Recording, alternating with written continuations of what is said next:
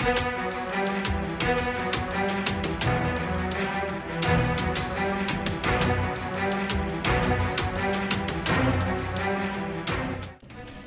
निवडणूक आचारसंहिता लागू असताना पनवेल परिसरात रात्री उशिरापर्यंत सुरू असलेल्या ऑर्केस्ट्रा बारमधील गैरप्रकारांचे धक्कादायक वास्तव समोर आले आहे।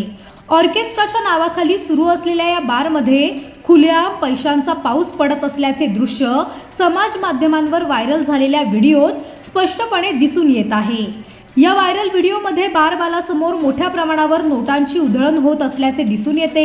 विशेष म्हणजे जमिनीवर पडलेले पैसे गोळा करण्यासाठी चक्क लादी पुसण्यासाठी वापरण्यात येणाऱ्या वायपरचा वापर केला जात असल्याचेही या व्हिडिओत पाहायला मिळत आहे। या प्रकारामुळे संपूर्ण पनवेल परिसरात खळबळ उडाली आहे। स्थानिक नागरिकांचा आरोप आहे की ऑर्केस्ट्रा हा केवळ नावापुरताच असून प्रत्यक्षात येथे अवैध व अनैतिक व्यवसाय खुलेआम सुरू आहेत। रात्री उशिरापर्यंत सुरू असलेल्या या बारमुळे परिसरातील शांतता भंग होत असून तरुण पिढीवरही याचा विपरीत परिणाम होत असल्याचे नागरिकांचे म्हणणे आहे।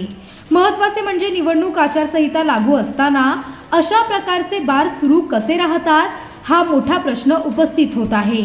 नियमांचे सर्रास उल्लंघन होत असताना संबंधित प्रशासन, पोलीस यंत्रणा आणि उत्पादन शुल्क विभाग यांची भूमिका संशयाच्या भोवऱ्यात सापडली आहे।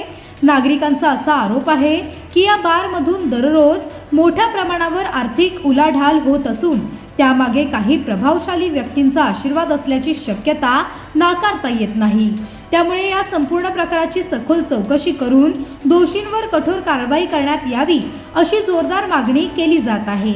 व्हायरल झालेल्या या व्हिडिओमुळे पनवेल परिसरातील रात्री उशिरापर्यंत सुरू असलेल्या गोरखधंद्यांवर पुन्हा एकदा प्रकाशझोत पडला असून प्रशासन यावर नेमकी कोणती कारवाई करते याकडे सर्वांचेच लक्ष लागले आहे।